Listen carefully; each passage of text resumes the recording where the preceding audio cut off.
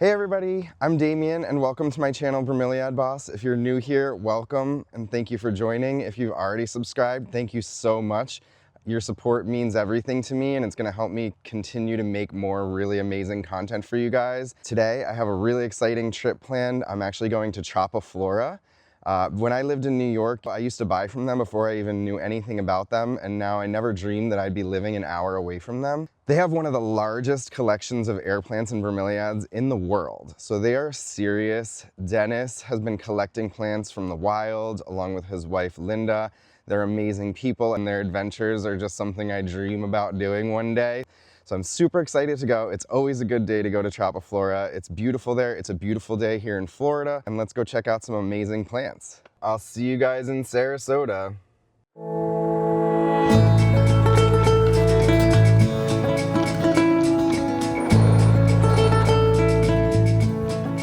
here we are at Tropiflora. We made it. And unfortunately, you can see behind me, last year we got hit back to back by two hurricanes, Helene and Milton, and behind me was actually a whole nother greenhouse that's actually completely gone. I haven't been back here since the hurricane, and I know they got hit pretty badly. They still have a huge amount of property though, and so we are gonna check it out.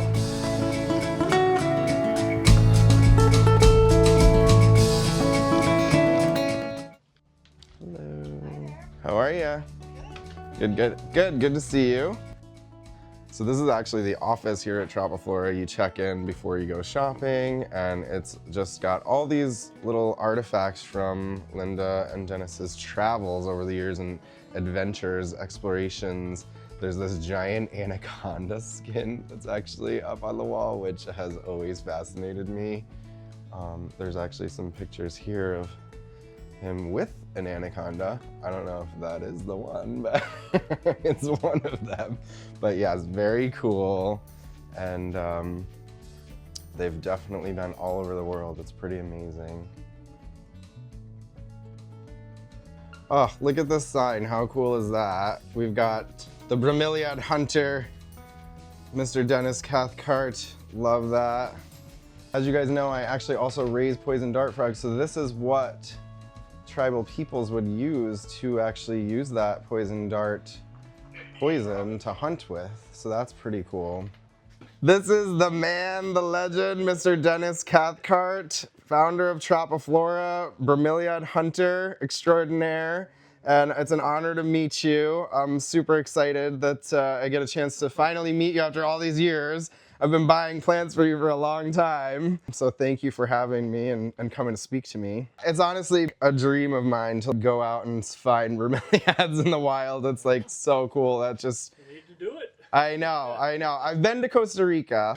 One of the first places I went was Costa Rica, 1968. So you started collecting bromeliads in the wild. Actually, I collected reptiles from the mid-60s up until the mid-70s. And that's when I switched over to bromeliads during my first trip to Venezuela in 1975. That's when I really went crazy for collecting them. Before that, I only brought a few back now and then, didn't really know much about them. And I made dozens of trips to, Caribbean and Latin America collecting reptiles. But I always saw the bromeliads and I always thought these were really cool, but didn't have a clue about them. So then I found a few here and learned about them a little bit. And when we made our first trip to Venezuela, we made a huge collection. Yeah. And then, another trip the year after that, and ever since then, just literally hundreds of trips around the world. Yeah. Yeah, so that's amazing. Yeah. Very cool. Yeah. So it was good old days, kind of still, and easy to collect and bring stuff in. And now it's much more difficult. Yeah, a lot more red tape. Yeah, a lot more red tape. Yeah. Well, I mean, we're all so thankful to you for your contributions to the hobby. I don't think it would be the kind of hobby it is today without your contributions and I don't know, but adventures. it was certainly my pleasure to do it because it was a great life. That's pretty amazing. And, you know, this operation you guys have going, how many plants do you think you guys have here? Oh, you know, of course, the condition of the nursery right now after the storm is, Yeah. you know, definitely in excess of 1 million. Wow. We used to have probably about 2 million in stock, and Wow. we've lost a lot of growing space. I know, yeah. But, you know, it is what it is. Anthony showed me around and Great, I got to great. see a lot of stuff. Yeah, he's extremely knowledgeable. Oh, yeah. Certainly And is. All of our people are. yeah, absolutely. I know Brian and he's great. Yeah. And Did you meet Veronica or Tillandsia? I did not get to meet Veronica. She actually left just before right when I got here, she was leaving. She's a superstar. I know. So I'm going to have to try to come back and get some time with Veronica and have her walk me through the Tillandsia house because I love Tillandsias a lot. They're one of my favorites. One of the best growers on the planet. Yeah, yeah. So I definitely want to get some time with her. So we'll have to come back. And as you said, there's like 1 million plants here, literally. So it's too much for one video, but we're definitely coming back. Thank you so much again. You're welcome. My pleasure. All right, so we're checked in. So we're gonna go explore this greenhouse. And it's actually insane, the amount of plants that they have. They said they lost 14 greenhouses in the hurricane. So this is, you know, the remaining, but you can see it's still pretty expansive, the amount of plants that they've got here. Just got some baskets of plants. Some pretty cool ones. These look like they might be a cobra for 15. Pretty cool. Some really big. None of these have labels, so I'm not 100% sure what all of these are. Definitely gonna grab a couple of these.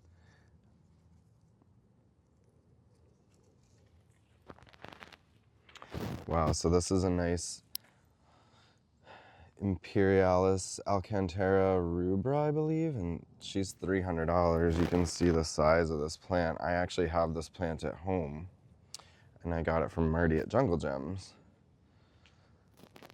Some cotton candies.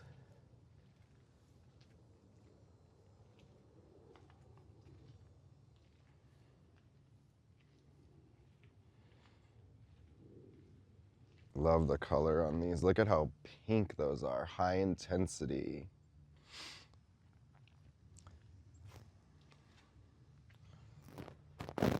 Some Gudea ospinae gruberi. I have that plant.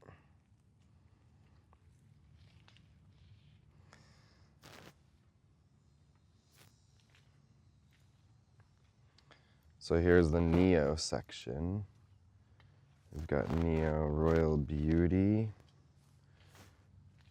living up to its name. Gorgeous.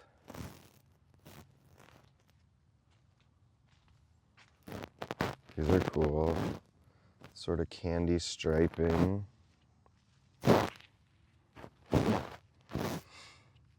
Neo Norman Bates. Look at that. It's looking pretty vicious.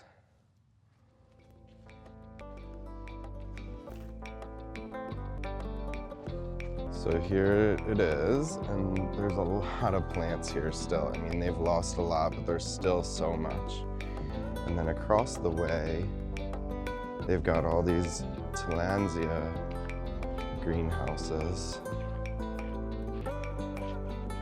The Tillandsia on this side. And you can see just how many there are. But apparently you're not allowed to go in there. This is a pretty cool plant here. This is Acmea Blue Tango.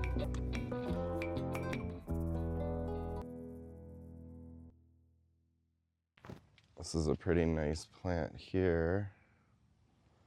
Nice Acmea. See some nice plants there. Just out of reach. They're in the restricted area. I'm gonna try to peek through here.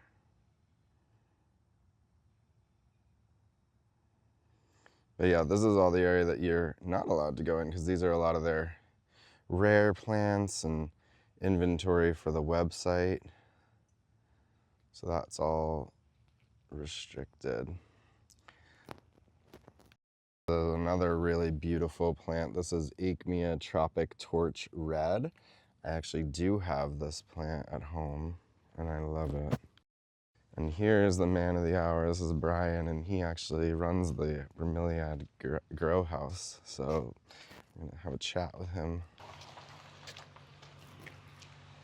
Let me get him for you.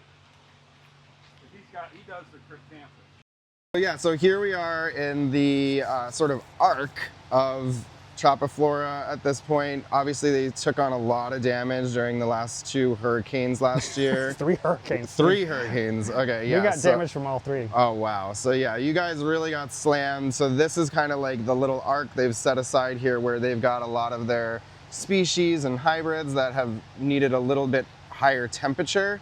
And this is Anthony, and just introduce yourself to us. Tell us what you do here. I'm Anthony Warfield. I've worked here since 2011. I'm primarily the shipper and packer here at Tropiflora. So I ship everything out, and we ship all over the world. Half the plants are out of there, but there's still half the collection is still out there, kind of just surviving the way that it is. Right. And here is kind of almost one of everything that we have. Okay.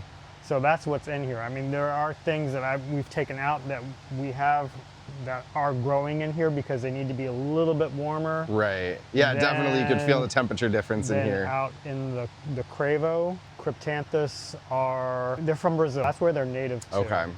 And we have about 90 varieties of the species. You know, there's about like 54 or 64 species of Cryptanthus. And then there's a couple other genuses that they've separated from Cryptanthus that they call the Cryptanthoid clade, which includes Cryptanthus, Hoplocryptanthus, Rokoutskia, this is a Rokoutskia, Forzea, which looks more like a Dickia, and the other one is, I'm gonna get this wrong. I'm putting you on the spot. No, because it's a guy's name, and he's Portuguese, so I'm going to screw up his name, but it's Cryptanthus, I think. But there's only one species to that genus. Orthophytum, Syncharea, Lepanthes are a part of the Cryptanthoid clade. They're all sisters, basically, in the one group, so they're all kind of related. We used to have around 300 different hybrids. Like I said, Milton did a really good job on it, so I probably lost maybe 20 to 25% of the collection, maybe. Yeah, that's in varieties. Right. So, I mean, it's a big hit. So there's probably 25 to 50 varieties that I've lost, species and hybrids. Man.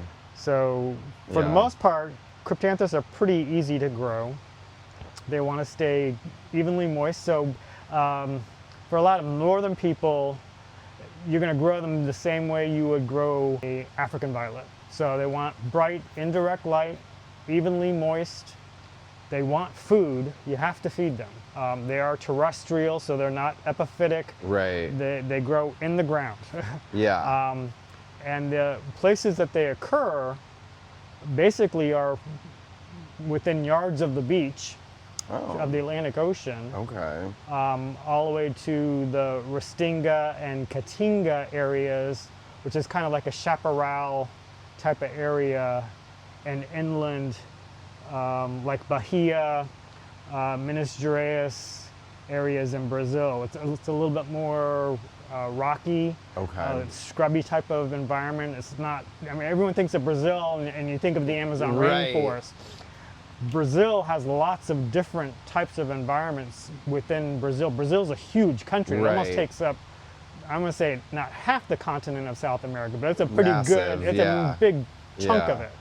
It's certainly not as big as the United States, but there's a wide variety of environments that occur there. Most of the majority of Cryptanthus occur in what's called the Atlantic rainforest, which occurs from the Delta all the way down to like Rio de Janeiro.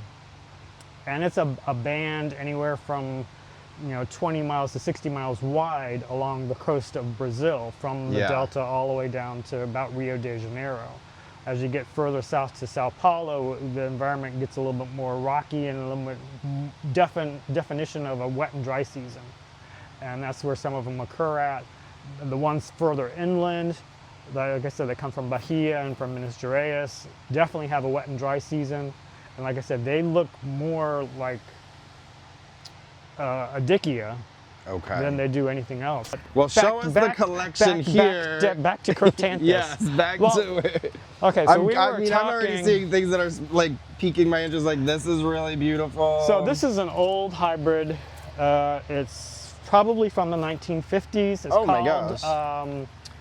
Furizalber. It's Fosteriana cross Bivitatis. And the reverse of that, Bivitatis cross Fosteriana, is one called Racine. And it's more small and looks more like the Bivitatis plant, and Furizalber looks more like the Fosteriana plant. Yeah, but they have the same coloration. I like the coloration. I like how it's also like more upright and like a little bit thinner leaf. This is really nice too. That is, I'm guessing, a Lisa Van Zandt hybrid, I think. Is it? I think. Oh, she always... It's Nallo Greens. Okay. So it's an older one of hers. Love I mean, she hasn't been doing Cryptanthus for a long time, but it's a nice one. That's beautiful. It's a really I've nice never plant. seen that one. It's a really I nice love plant. Lisa's work as well. Yeah. I'm obsessed. One day I will try to get out to Hawaii and see her and David Fell at the same time making a trip. Yeah. This is Mr. Cellophane. This is Mr. Cellophane? Yeah, this is by Stephen Hoppen. Lots of stuff in here. Lisa Van Zandt, Stephen Hoppen, Carol Rickmeyer. I've got some stuff from Larry Giroux. Starshine. That's another Van Zandt. Hawaiian Starshine is actually the proper name. Look at the reds here. Beautiful. Lots of reds, lots of brown. Oh, this is beautiful too. Wow. This is Carol Ann. So this is an unregistered hybrid by Lisa Van Zandt, named after a friend of hers. So that is Cryptanthus zonatus, variety Nivea. Wow, so that's a mouthful. Okay. So zonatus. Wow, oh, so it's a species, albomarginated. so it's albomarginated. And a lot of people think, oh, what's the difference between albomarginated and variegated? So albomarginated means the white's on the outside, variegation, white's on the inside. Right. So it's albomarginated, and a lot of people get those terms confused. Yeah. And this is called Nivea. And yeah, that's beautiful. at Bullis, they had one come up in the opposite direction that's variegated, and she named it Yasira, but it's registered for some reason as a sport of Elaine, and it's not. It's a sport of Nivea because she doesn't grow Elaine, and it has the same texture as Zonatus. So Fosteriana and Zonatus, they're saying they're the same plant. They're not the same, not physiologically. Zonatus, what we consider to be the Zonatus, has a very thin, narrow leaf. Fosteriana has a much more succulent, harder leaf. Variegation is very rare in Cryptanthus naturally, and those occurred naturally. Dennis Cathcart was another one. So this is also Zonatus. It's a variegated Zonatus, except this is white and green instead of being the pink. And this is Dennis Cathcart. So this came up in the collection of Shannon Thoreau over in Thailand, because we had sent him some Zonatus a long time ago, before I even started here. And up out of one of his plants, a variegated one came out of it, and so he named it after Dennis. So that's Dennis named Cathcart. after the owner here at Tropiflora. Yeah, yeah. This one is also called Chill Factor. Chill Factor, it's a Jim Irvin hybrid. He first started hybridizing with Cryptanthus zonatus silver. And they're not 100% sure whether Zonatus silver is a hybrid or whether it is actually a species. I do have some in here. It's over. Where was he located? Jim Irvin's from Cape Coral. Cape Coral. So Jim Irvin was in Cape Coral. Dr. Larry Giroux, he's down in Fort Myers. Stephen Hoppen was also in Fort Myers, but has now moved up to Knoxville, Tennessee. Okay. And then Carol Rickmeyer, who is now died this past year. She was out in Texas, and she was part of the Houston Bromeliad Society, and she was a very prolific Cryptanthus hybridizer. That was her specialty, was Cryptanthus. Okay. And she produced a lot of really nice Cryptanthus. And then you've got Lisa Van Zandt, who's out in Hawaii. Right. And they're basically the 5 people where the majority of Cryptanthus hybrids that are current come from. There's a couple of people over in the Philippines who are hybridizing, and I think one guy in Thailand who's hybridizing, but I don't think we'll ever see any of those hybrids over here. And the same thing with like Vic. Why? They just want to keep it? Well, no, I don't think you're going to get it over here. It's just, you're going to have to go to, customs or being able to get stuff from them. Because I've kind of reached out to both of them, and they've never responded to me or anything, so I have no idea.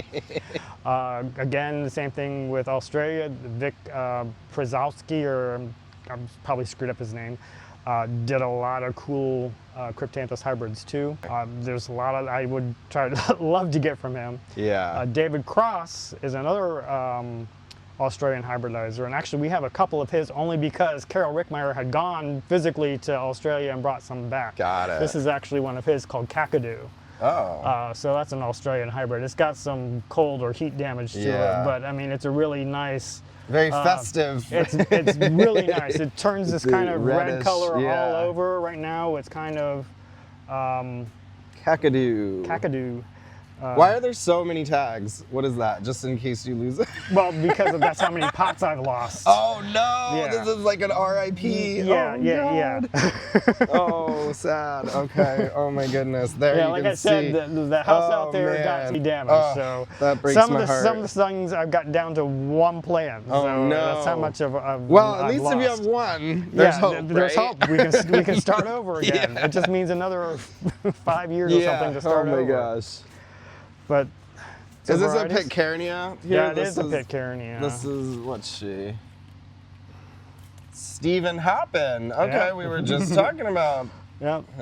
There's stuff named for people. I've never heard of that one.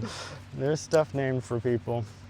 And this is another one called Witch Doctor from David Cross. Okay. And the funny thing is, this green one came up out of this dark, and it gets really big. This plant gets about that big. Oh wow. It gets really dark, red-brown, and a couple of years ago this offset started coming out of the mother. The mother was here, so these two are sisters that came out of it. Okay. And actually when this first came up, it came up where half the leaf was green and half the leaf was red. Oh wow. And now it's turned all green. Now it's all green.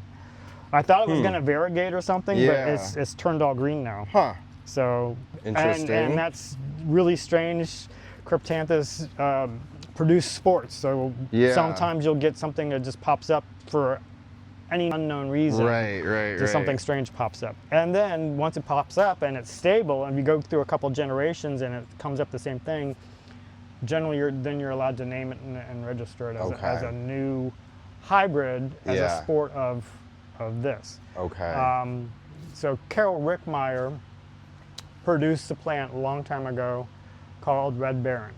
And Red Baron got put into tissue culture. Out of the tissue culture, a albomarginate plant came up a couple years ago and is now called Living Colors. And it's a really nice pink, hot pink plant. I've heard of that one, It's relatively new, and people have heard it because it's like the new pink. Yeah. And then out of that, a couple years ago, I got the reverse. I got a variegated one pop up, and we've called it Living Daylights because it came up in Living Colors. Living Colors is a nursery down in the Homestead area. Okay. And because they're the nursery who got all the product out of the meristem, and so this came up in their production, and they're growing it. And then out of a plant that we had bought from them as a Living Colors came out a variegated pup. Got it. And that variegated pup we're calling Living Daylights. So those three and these are Rokautskyas. And Rokautskyas are unusual in the cryptanthoid complex clade, and that their flowers are fragrant. Oh. Yeah, they kind of smell a floral fragrance, so they're kind of like jasmine-y, lemony kind of cool. scent to them. They're a little bit larger flowered than most Cryptanthus flowers are, so they tend to be on the larger side, just a little bit larger. I mean, instead of being, the size of your pinky, they may be the size of your ring finger. Yeah. Size-wise. Okay. And then this guy, this should be a haplocryptanthus. Okay. So it has a little bit different shape. They tend to be very narrow leaved. They still are a little bit soft instead of being a little bit more textured and harder. And those also have a fragrant flower. Cryptanthus are not fragrant, but those are fragrant. Yeah. And they're not highly fragrant, but they have enough of a scent that you can. There's not too many bromeliads that have fragrant flowers anyway. Not really. Well, Neurigilias are fragrant. Yeah. They're not really pleasant smelling for the most part. Yeah. A lot of times they attract flies. They attract flies and gnats and stuff like that. Of course, Calcantharias are fragrant. About 3 dozen Tillandsias are fragrant. Come from a specific area. They come from like Argentina, Paraguay, Uruguay, Bolivia. Come from that area right there. All of those, well, I say all of those, but a majority of the ones that come from that area are fragrant. Okay. I have not had a chance to smell my Calcanthariae. None of them have bloomed yet. We've got a long time before that. Long time before those bloom. This one's cool too. I think I saw this at Michael Heels. It was blooming. Well, if you did, we'd want to know the name of it because we don't know the name of it. Oh yeah? This one, I'm gonna have to look because I'm pretty sure I filmed it. It was Pitcairnia. Yeah, it's a Pitcairnia. Yeah, I did. Brian doesn't know the name of it. It kind of looks familiar to him, but he's not sure what. I did film this at Michael's, I believe. I'll have to double check my video, but I think it's in there. But it's got a lot of aphids on it. Yeah, that's because we got ants in here. He's already dealt with them twice already, and they're back already. So, but they just like the flowers. Yeah. Well, it produces the sugar, so that's what they're after. And of course, the ants use aphids as cattle. Yes. Because aphids produce a secretion called honeydew, and the ants, collect that and eat that. Love the Fantasia. Chantini pink goddess. That's pink goddess. That's pretty. Nice, large inflorescence. And you can see the ants. Also covered in ants. Also covered in ants. Must be tasty. And this one, I'm gonna get this plant at some point. But Michael also had this in his collection, and I was like trying to convince him to give me one, and I haven't been successful yet. But those are so cool with the spineless. I mean, it's like, oh, I'm obsessed. Apparently, they're also kind of cold sensitive too, which makes sense why they're in here. Chantinii are cold sensitive. Yeah. We always, they're all in here. Yeah. I mean, the whole bench over there. I know. I do love them. They're very cold sensitive. They don't like temperature. Well, it's like the Cryptanthus. They don't like temperatures below 50 degrees. Okay. Me neither. They'll kind of deal with it, but generally they'll get brown tips. Yeah. Or if being here in Florida, we can start the morning really cold and end up being really warm. Yeah, like today it was 46, 45 Ooh, here, and it's supposed to be up to 73. Yeah, Next week we've got another day that's supposed to start in the 40s and supposed to get up to 80. Oh my gosh. In one day, so that can cause welcome to Florida. Cells to burst and stuff like that. So you can get some damage on plants. So boy. If you're trying to enter something in a show, it's got to be protected where it doesn't go through that. Okay, so this is living colors. We're going to walk over and show the living daylights. Love it. I love the pinks. Out of that plant came a variegated one that we're calling living daylights. And it came, so this, I don't have a red baron. I lost the red baron. So I'm going to see if, Sherry Lee, if you're watching this, please send me one. A red baron, like I said, was put into meristem.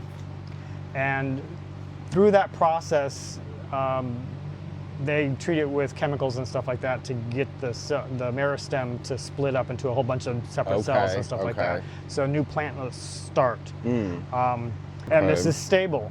The variegation is stable. This is the 4 pots that I've had. I think I've sold 6 offsets of it. Actually, I don't know if I've ever seen a Cryptanthus flower.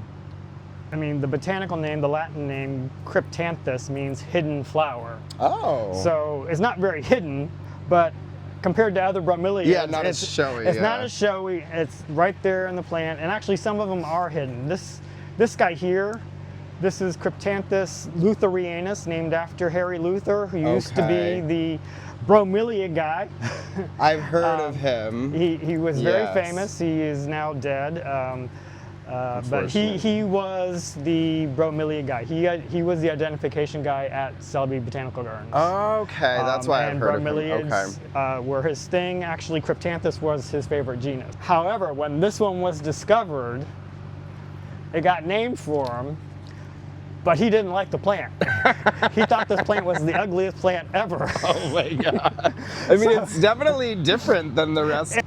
When it first hit commercial greenhouses and production or whatever, it was Bob Whitman and Warren Luce, who are a couple guys out in Texas, who had a nursery called Southern Exposure. This was in their collection, and they're probably the ones who brought it into cultivation. Okay. Called it Tall Bahia. So it comes from the state of Bahia in Brazil. Okay. And it was known as Tall Bahia. So that's another nickname for it. It gets quite tall. I mean, it'll get a mature plant about that tall. Oh, wow. So we're talking about 2 feet tall. That's a big one. And about probably just as big, about 2 feet, maybe 2 feet in diameter as the leaves stretch out. Yeah. But when it flowers, you really don't even notice it because it doesn't.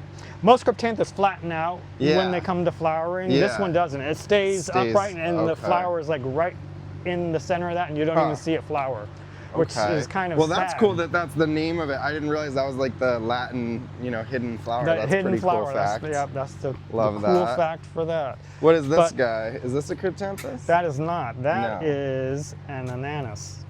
Oh, so that's a pineapple. That's a pineapple. The most famous bromeliad. Oh my gosh. Pineapple. Pineapple, albo marginated, and this one's like really white. Really white. Now the thing is with white, they burn up. Well, they burn up. You have to feed them because there's not as much chlorophyll in there. Yeah. So you have to feed them. But if there's enough green, you really don't have to. But if sometimes you'll get like a plant will throw up an entirely white pup.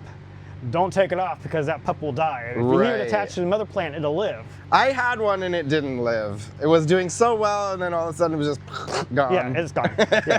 You have to feed it. I was really excited. I'm like, ooh, this is cool. And then it was gone. Yeah, no, it's gone. You have to feed it. If you don't feed it, it's gonna die. I didn't do that. These are nice Syncorigelias. Those Syncorigelias. Plum crazy. Okay, we'll love that. Very, very bright. So you can kind of see how it's kind of related to Cryptanthus. It kind of has more like the Lutherianus. Yeah, a little more upright. A little bit more upright. I didn't do so well with these. I tried one, and not the specific one, but a Syncorigelian. Most of them want, I'm going to say direct sun, but pretty bright light. Really? Okay. Pool screen cage.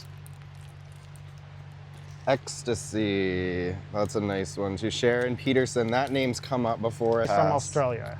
Okay, I feel like Marty has some plants of hers. Bromeliads started to become popular in the 1950s. Yeah.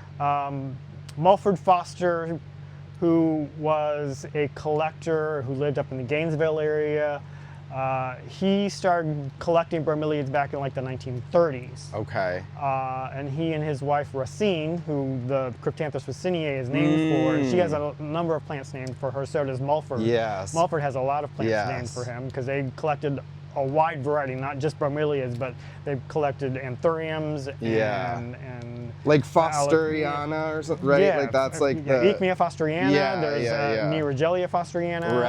There's a whole lot of stuff that he collected himself and got named after him, or that someone just said, "I'm going to name this for you," something. But most of it because he discovered it. Right. So. Okay. Cool. But so. In the 50s, they started becoming more popular, but the war had already finished. People people during that time period collected things. They just did. Not as much nowadays. I'm a collector. I Yeah. collect stuff. I've been collecting. Me too. You know, There's still a lot of us out collected. I mean, I collected toys. I mean, Lincoln Logs, Lego blocks. I got all sorts of stuff, and that kind of things. And then as a teenager, I started collecting seashells. Yeah. And then when I turned 22, I started collecting orchids. I got a collection of like 500, 600 orchids. Oh my gosh. Mostly species. I've got some hybrids, but it's mostly all species. That's cool. That's my thing. Or orchids. Okay. I mean, I like Cryptanthus. Yeah. I don't have the area to grow them because rabbits love them. And I don't have a means of not putting them someplace where rabbits can't get to them. Interesting. Okay. Oh, and okay, so the spiniest, nastiest ones, like those guys over here, these guys. Yes. Dickeas. Yes. And orthophytums and deuteraconias. You think they're gonna say they're just gonna leave it alone? Yeah. They love them. The rabbits eat those things? They will absolutely devour them things. No way. They will I eat thought them. The spikes would You think it would deter them? Yeah. It doesn't deter them. Oh my gosh. It doesn't deter See, them. I was gonna try to do that with the squirrels. I was gonna stick like really spiky things in the branches where the squirrels hang out because they go after some of my soft leaf plants. Like they'll do, just shred the leaves. Well, like especially this time of year because we're having a really dry winter. Yeah. They're going down into the center plant trying to find water, trying to find some moisture. Is that why they do? Because they shred them up, and I'm like, what are you after? And if it's not them, it's the raccoons doing the same thing. They're gonna shred it, trying to look for moisture. Oh my gosh. Okay. So yeah. All right, I'm gonna have to put out some pots with water for them then if they're thirsty. That will stay away from my plants. Yeah, that will help. That will help. Interesting. Okay, I thought they were just being rude and they were like, you put this on my highway. Yeah. And it's in my way. Well, that's part of the reason too. That's part of the reason too. This is a really cool. This is not Cryptanthus. We're going off. Pitcairnia. So this No? This is Ichmea teowensis. Whoa! Oh wait. Okay, I've seen this plant before, and this one also very, very sensitive to cold. Very sensitive to cold. Marty told me don't get it because you'll kill it. It comes in two forms. There's a short petiole, and the petiole is this stem here. Okay. This is called a petiole. Yeah. This before it gets to the leaf, and a long petiole one, which has a petiole probably as long as this leaf end, and then the leaf is all the way out here. But it has like a globe yellow flowered head. Yeah. That comes up. It's really pretty. Yeah, it looked beautiful. That's why I was like, oh, I want this. It's really pretty when it's in flower, but it's a really pretty plant when it's not in bloom. I mean, it's a really pretty plant. No, it's beautiful. Unless you're someplace warm, maybe you can get away with it growing it in the ground if you're like south of West Palm Beach all the way down to the Keys on the East Coast. But on this side, maybe as far north as Naples, and that's about it. Okay, yeah. Otherwise, you're not growing this in the ground. It's got to be in a pot, and you got to bring it inside when it gets cold. I know. That's what I was gonna get it, and Marty said, "Nope, you're gonna kill it. Don't bother." But it's a beautiful plant. It really is. Very pretty. Ow, she got me. Yeah.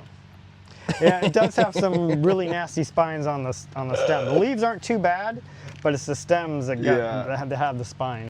This is Cryptanthus bivitatus variety Novastar. So bivitatus was another Cryptanthus that was experimented on back in the 50s and 60s. They treated it with radiation. And so out of that radiation, they got starlight, pink starlight, and there's a variety of bivitatus called Atropurpurea, which is more purple in color instead of being more brown in color. So that's a typical Cryptanthus bivitatus. Oh, look, there's Kill. There's Michael. Well, that's where I got it from. So that's where I got it from. All right. So, small world. Out of this came Ruby Star, which a lot of people call Reuben Star, and that's not correct. It's Ruby Star. Out of the Ruby Star, or out of the Ruby came this Nova Star. There's Red Star, but there's a lot of variations of bivitatis. And a lot of people are familiar with this because it's basically produced as like a terrarium plant. So a lot of people are familiar with this group, specifically this genus up north, because that's what they see a lot of. Right. Yes, I was talking to Michael about that. They do a lot of vivarium plants for like dart frog people. Right, vivariums. Yeah, and actually that's how I started. I do dart frogs. Yeah. And so that's actually, I think I was buying from Tropiflora before I knew where you guys were. Okay, so this is a species, Cryptanthus lacerdae. And the typical form of lacerdae is green. And it has these non-scurfed bands that come to a kind of a triangle print in the leaf. This variety is called Menescal, so it was named after, I can't remember his first name. Roberto Menescal, yes, that's right. Who's actually, you know, the musician. Oh, I didn't know that. Oh yeah, he's the father of Bossa Nova.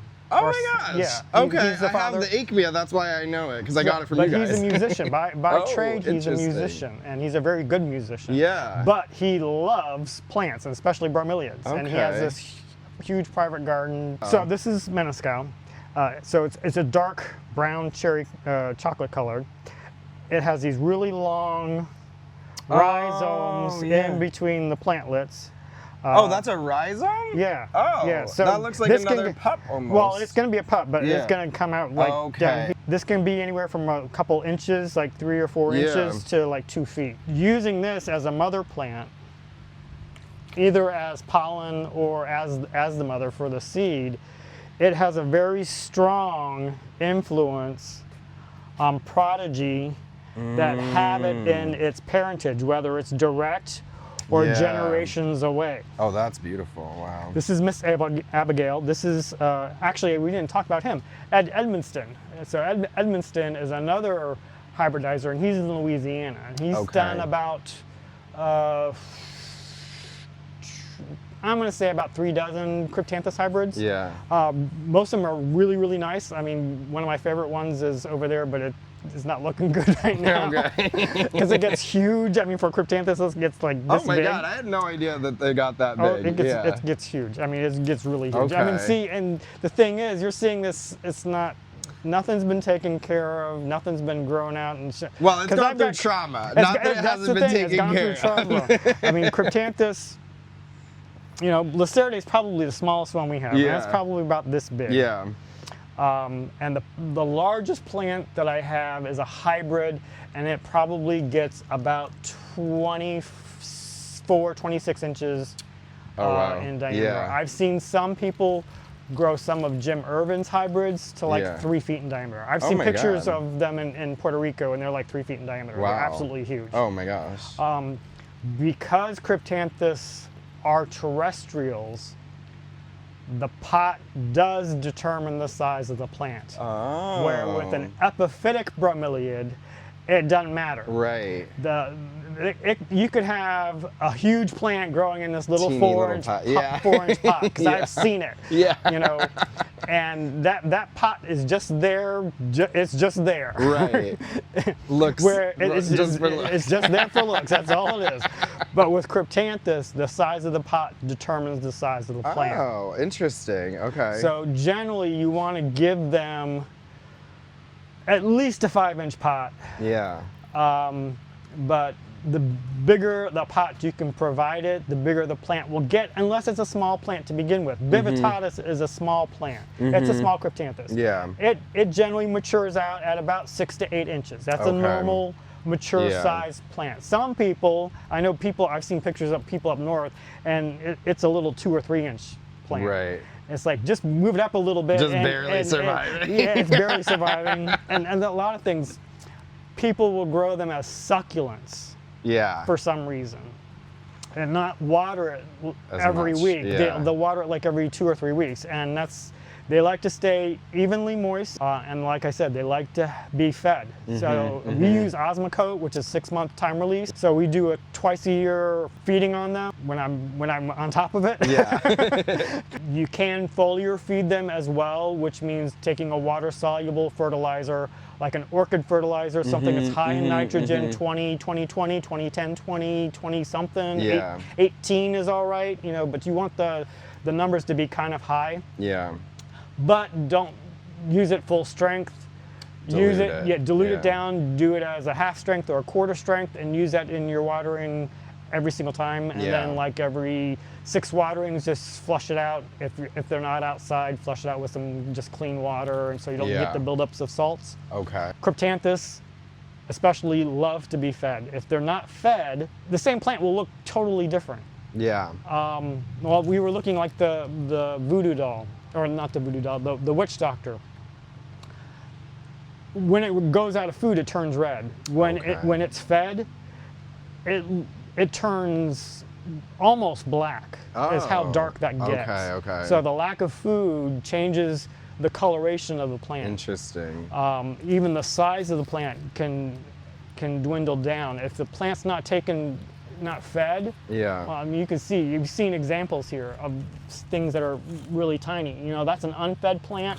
That's a fed plant. Right. You know. Okay. So that's the difference between food. You know, not feeding it and feeding it. Yeah. I mean, it's just like us. You're not going to do great if you're not eating healthy. If you're not eating healthy, you're not going to do great. So it's kind of almost, you have to treat your Cryptanthus as you would like a bodybuilder or something.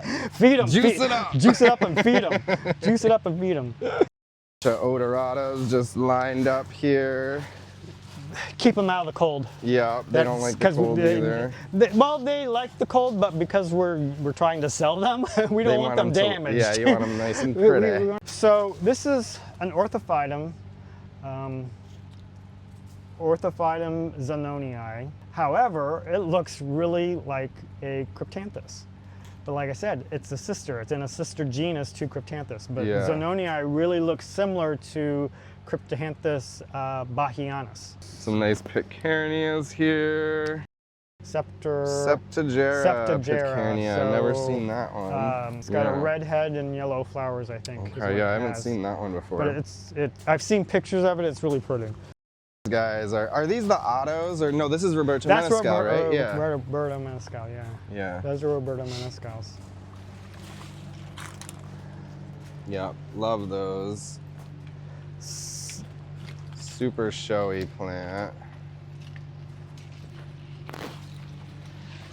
Now Brian's gonna get a whole bunch of, do you have any offsets available? It's like, no, there's no offsets available. Look, there's no offsets These are not for sale, people. They're not for sale. I want this ebony though. Oh my God, she's gorgeous. Look at those. See, these are, yeah. I love the Vregias, but I have to say, these are also another favorite of mine. Chantinii Black. I do believe I have that one at home. We got black. We have Black Zombie. The Black Zombie. Oh yeah, that's Black Zombie. This is Black Zombie. That's nice. Really nice. You got the Ebony, and then you've got, what is this one? This is Samurai? No, this is Unstable Mabel. This is Zebrina. So it's Zebrina, it's not Chantinii. So this is Zebrina, Unstable Mabel. And why it's given that name is because it reverts. You'll send up a green plant. Okay. So that's why it's called Unstable Mabel. I know a few of those. Yeah, I think we all do. Then we've got Gray Ghost, which is a solid scurfing. Oh, that's cool. I haven't seen that one before. So it's a solid scurfing all over it. Scurfing are trichomes. So trichomes are plants' version of hair. They act as sunscreen. They act as humectants. So it kind of acts as an attractant for dew to collect. Yeah, it's got bands in the scurf. And the same thing with the Cryptanthus. They have the same thing. So this has got bands of the trichomes. And then on some of them, you actually can feel it quite prominently. I mean, you can feel the fuzziness of it. Yeah. But then that's different from like the dust that's on like Alcantaras, right? Like that's on the outside of them. So like on like the odoratas, Odoratas, that's a wax. So that acts as a sunblock, not necessarily as a means of attracting water. So it looks similar, but not as a means of protecting its sunscreen. Okay, so yeah, that's like a different, it looks the same, but not functionally the same. Not functionally the same. And these are really nice too. What is this? This is De Leon. Oh, that's De Leon. Oh, okay, yeah, that's pretty. Look at that patterning. Very nice. So that one's kind of cool. This is beautiful. Yeah, look at It's past bloom, but still beautiful, and that's what I love about bromeliads is even though this is not fully in its peak bloom, it's still a gorgeous It's still plant. color. It's It's still still- a beautiful yeah. color. I have an acmea on the end of my driveway that's been blooming for like 6 months. Like it just looks like that, but it looks still beautiful, so Right. it's great. But this Well, is it's like what? with some. Oh, Shogun. Oh, I know this one. Yeah, and the samurais are on the end. With some Ichmias and some Portillas, you know, you get 6 months to Yeah. a year of color because Yeah. you'll get so much time of the actual inflorescence being in color, and then you'll get fruit afterwards, Yeah. which may be a completely different color. Yeah, yeah. You know, sometimes they just dry up altogether, Yeah. but they look kind of cool. They're and, still pretty, yeah. But I do know that some inflorescences actually last longer as a cut flower than they do on the plant. Oh, okay. I have a whole border of Bilbergia pyramidalis, Okay. and they last longer as a cut flower than they do on the plants. Because on the Interesting. plants they last maybe a week. As a cut flower, they can stay in a vase for at least 2 or 3. Really? Yeah. Okay. Which that's is cool. amazing. Yeah, that's awesome. Yeah, no flowers lasting that long, like a normal cut flower. That's a big one here. That's a hectia, I think. Hectia. Okay, I think yeah. so. Look at the spikes on that. You They definitely don't want to do Don't want to anything. play with me. No, that's a Come look play but with don't me. touch. Come play with me. Oh, it's a Diconia red man. This has been absolutely fantastic. Is this the samurai down here? Yeah, Is it's the that- samurai down yeah. on the end. Acmea samurai, love that one too. Might have to try to get my hands on some of these. But thank you See so what you much can for do. taking the time. Oh, you're welcome. This has been so informative, so much fun. Love getting a peek behind the curtain, so to speak. So to speak, it is. But out here mostly is all the other stuff. Neos, Ichmias, Bilbergias, Goudeas, Yeah. Parisias. We've got the Guzmanias out here now. Just past them. Ooh, wow. So this is Black Mystic. Black Mystic is an old Cryptanthus. Yeah, beautiful. This was kind of the standard black and white Cryptanthus for a long time. Yeah. It got put into tissue culture, and putting it into tissue culture kind of screwed it up. This seems to be a really good clone of it, but generally in tissue culture, they produce really wimpy grass-like offsets and don't really get this nice. But these are looking really nice. Yeah. We actually bought these from Living Colors, so they're looking. Okay. So that's a nice living killer there. Yeah, that's a So- nice big one. And then you've got the Elaines, oh, which yeah, was those the are standard beautiful. pink for a very long time, and it's still a popular plant. Yeah, these are beautiful. And as you can see, give that a feel. Oh, yeah, See how very it fits? sturdy. See, Yeah. it's much more succulent. Yeah. Where the Nivea was a much thinner Okay. leaf. Oh, wow. So that's why I say Fostrianus and Zonatus are not the same plant, at least not horticulturally. This is Okay. much stiffer, much How much more are these succulent. going for? $18. Okay, I might have to take one of those. But it's a really nice plant. Yeah, that's gorgeous. Yeah, we had an open house last week. So. Yeah, I know, I missed out. Oh my gosh, look at the size of these intermedias, really? Yeah. Wait, what? That's huge. Wait a second. That's $12. Okay, that's coming home with us for sure. I love the intermedias. They're just so weird and like. Yeah, so the intermedias, as you can see, this is the mother plant here. This one here produced an inflorescence. This was the flower spike right here. And then it produced another baby who produced an That inflorescence. giant plant. Who produced another baby. Yeah, that's and a soon beauty. it'll bloom, but it also produced a baby at the base. Yeah, that's a Which really they'll do nice too. one. So they'll do both. Yeah. So they produce babies off the inflorescence, so you get this kind of like daisy chain effect, but it'll also produce offsets at the base of the previous plant. Wow. And they're pretty slow growing, apparently. Relatively. Yeah.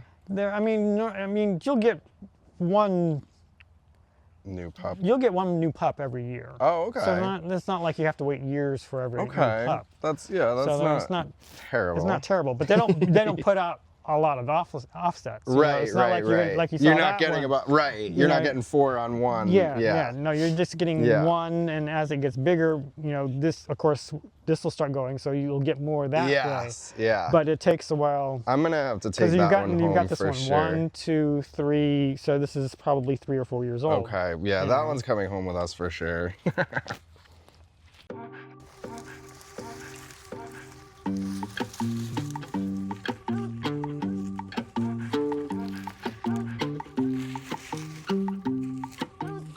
We've got Anthony hunting a jaguarundi. Oh, he's found it. I only see this, there's little ones that are coming into flower. All the big ones are done already. Okay. That's a nice one. Thank you. Lovely. Oh, it's like paradise here. Tillandsia heaven. Look at this. I mean, Tillandsias as far as the eye can see. Look at this one with all the babies on the inflorescence here. How cool is that? So that's called viviparous propagation. Wow, that so is intermedia really cool. does that. Yes, okay. This particular plant does it too. Massive, massive plant.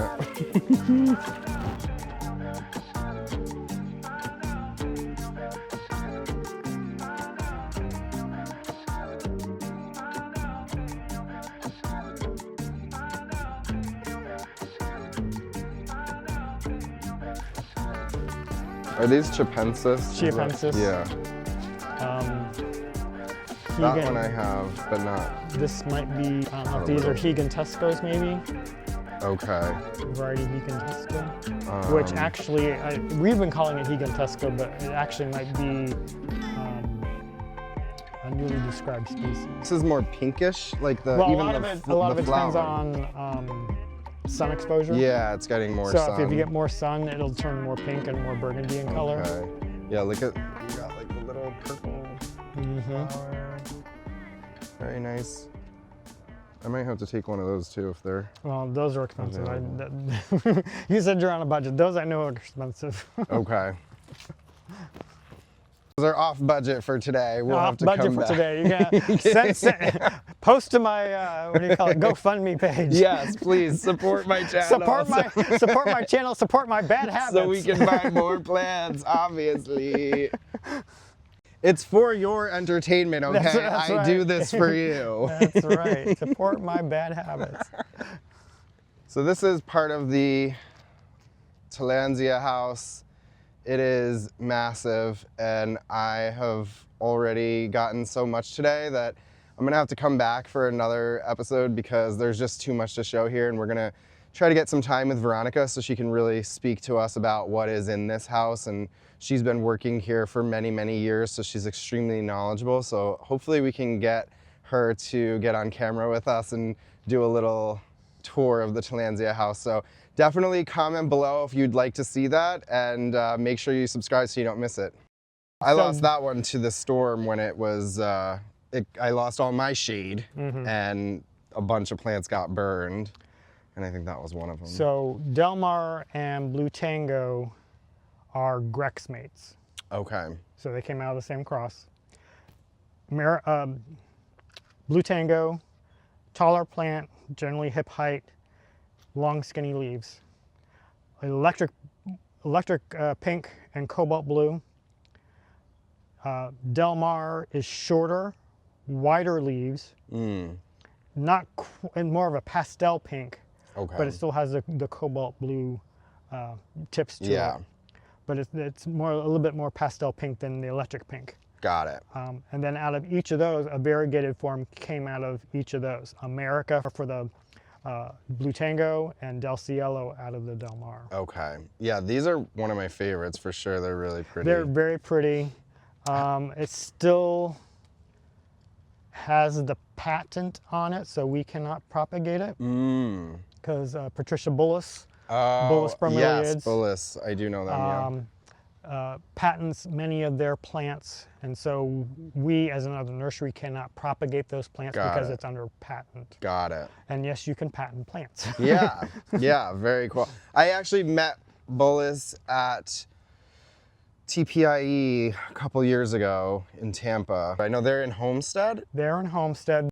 So this is Aechmea Tropic Torch, and Anthony's saying it makes a really great cut flower, and it is extremely showy. It gets even brighter than this. It gets brighter and it gets bigger. And it's not even open yet. Yeah, it's not even open, but this is a beautiful plant. And what is this variegated one here? I always get this wrong. Loeys Pride. Loeys Pride. Is that one for sale, or that's not? We have them for sale. I think that came out of somebody's, that may have come out of Scott's yard, I think. Okay. They're Neo Pink Magic by David Fell. Love this plant. It is gorgeous. But again, we've hit our budget for today, so we'll be back for you. Stay right there, okay? Bye. Oh yeah, beautiful Cyanea. You can smell it. I can smell it from here. Oh yeah. It smells like cloves. That is interesting. Oh my God, I had no idea. I've had that bloom and I never thought to smell it. Wow, those are really big flowers too, like the purple.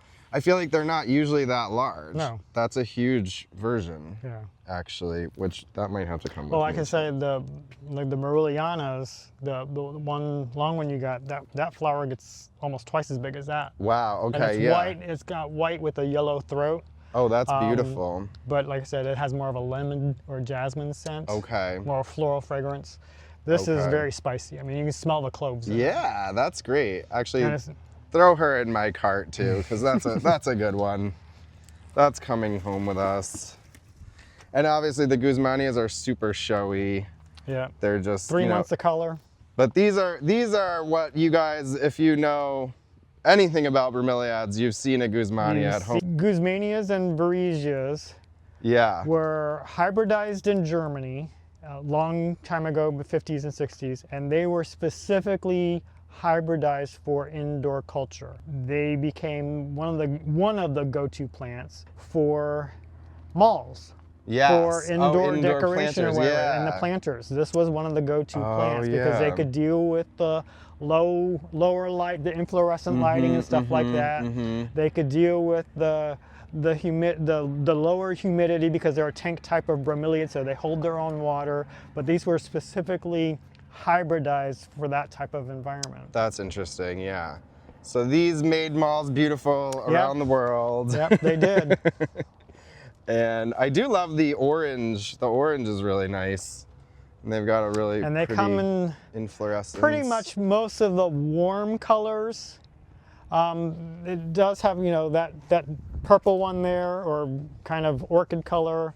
You know, Yeah. that comes in, well, not the pink, but this Oh, that one. That and the one towards me. That one right there. Oh, No, yeah. you see? Yeah. But mostly it's the reds, orange, corals, pinks, Yeah. white. I mean, they are beautiful. The queen cobra, normally the inflorescence, the spikes go towards the center. King cobra, they flare out. Okay. And the regular cobra, I think they're just straight. Okay. Yeah, that's a nice plant too. That's a chandelier. That is Copenensis cross fasciculata Tropiflora Lemieux. Yeah, Red Lemieux used to work here. Yeah, okay, okay. Look at that. That is really cool. Actually, do you think you could hold that one for me so we can show that off to people? Because that is just really... Wow. Okay, that is one of the most massive Tillandsias I've ever seen, actually. That's incredible. So there are Tillandsias out there that get as big as Alcantarias. Okay, so there's a lot going on in this plant, and it shows, because look at the size of this inflorescence, the color. It's not even blooming right now. The size of the plant and the size of the inflorescence comes from Copenensis. Okay. And the coloration comes from Tropiflora. Tropiflora, I believe, is this guy. This is fasciculata Tropiflora. This is just a young Tropiflora. Okay.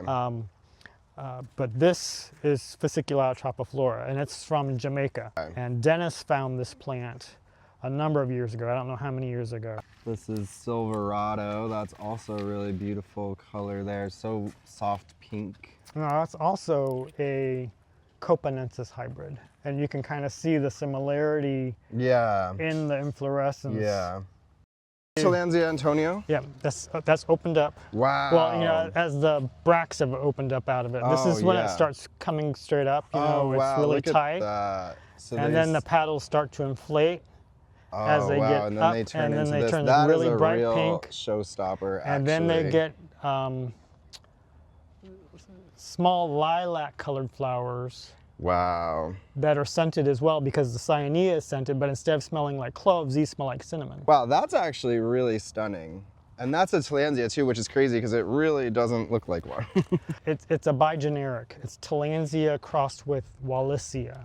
Okay. And see, they took Tillandsia cyanea and put it into a different genus called Wallacea. Okay, okay. Because unlike most Tillandsias, they like to have moisture at their roots. So they come from more of a deep rainforest or a cloud forest type of environment where it's wet, moist all the time. Yes, okay. Or there's like really heavy debris and detritus on the tops of branches or whatever that can keep their roots moist, where most of the other Tillandsias are more like what are called twig epiphytes. They're in more open canopy where they're exposed more to the elements, to the sun, to the wind and stuff like that. Those come from a more closed, deeper forested type of environment. Offset. I think we're gonna have to also go home with this because it's really beautiful. This pink is just fantastic. But Anthony, thank you so much for showing us around today. This has been an absolute pleasure. I also feel like I went to school.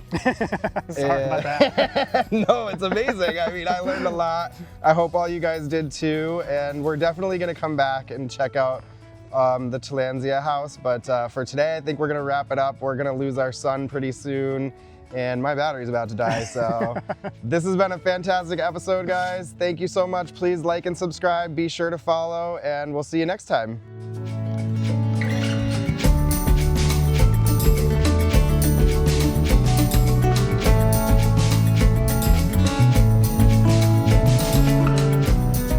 So I made it back home. We've got a box of plants. Of course, you can't go to Tropiflora and not get anything. And so I will go through these plants for you real quick because I didn't even eat lunch today because I was so busy filming for you all. But I had to get this one. So this is Cryptanthus. I think it was like Elaine. I thought it was really beautiful. I love how it's like upright. And yeah, it's just like a gorgeous coloration. It's a pretty big plant, but it is a Cryptanthus. This one is Cryptanthus Living Color, which we did talk about in the video as well, and I had to go home with one of those. Just got a couple offsets, really beautiful pink, vibrant pink. And what else do we have? So we've got this one. This is Tillandsia merelliana, formerly Diguentensis large form. So this one is one of the ones that Anthony was telling me has a really large white flower on it. So it gets a big fragrant white flower. So I'll have to let you know if and when that flowers how good it smells. But I always love a fragrant Tillandsia. So we got that. And this is Tillandsia Red Robin. So we love that one. This one's got 3 offsets on it, so that's a great pickup there. So this is a Streptophylla Red Elise cross Streptophylla Red. So that one's really cool. It gets a really nice blushing color and some nice flowers. This was the one we were hunting for in that Tillandsia house, and this is Tillandsia jaguarundi. It's a really beautiful red plant, and so you don't really see this one. It's pretty rare. So we've got the little baby and the big mama, and I love how red it is, and yeah, it's just an unusual one. And then we got the Tillandsia cyanea. These are some really big flowers on this one. Usually you don't see them quite so large, and It's pretty cool that it smells like cloves. I didn't even know that. I had never smelled it before because I just didn't assume that it was fragrant, but pretty cool that that one is a fragrant Tillandsia and just a really showy flower spike with the beautiful deep purple flowers. So that one will be popping out some more flowers soon. I got this Tillandsia intermedia, which is, I believe, a large form of this plant, because I have a Tillandsia intermedia, but the mature plants are not this large. This is quite a large plant, so I had to pick one of those up too because I just love it. It's so unusual how it throws out its babies the way that it does, and so like picked up that one. And lastly, we picked up a Tillandsia ionantha variety Van Hingii. So this has got a really nice pink blushed color to it, and they're just really cute, and they would go so good on little branches or anything you want to mount them to, but they're just super cute. So I did pick up a bunch of those. T-shirt that I also got from them. So yeah, I can't wait to wear this t-shirt. Love you guys at Tropiflora. Thank you so much for giving me such an amazing tour and day. And Anthony, thank you again. You are a wealth of knowledge, and I hope to only retain half of what you told me today, because if I wasn't recording it, it would have just gone through my mind like a sieve, but here we are. That's why we record things. So we are preserving history, preserving knowledge through my channel, and also bringing joy, I hope. So thank you guys all again for watching, and we'll see you next time.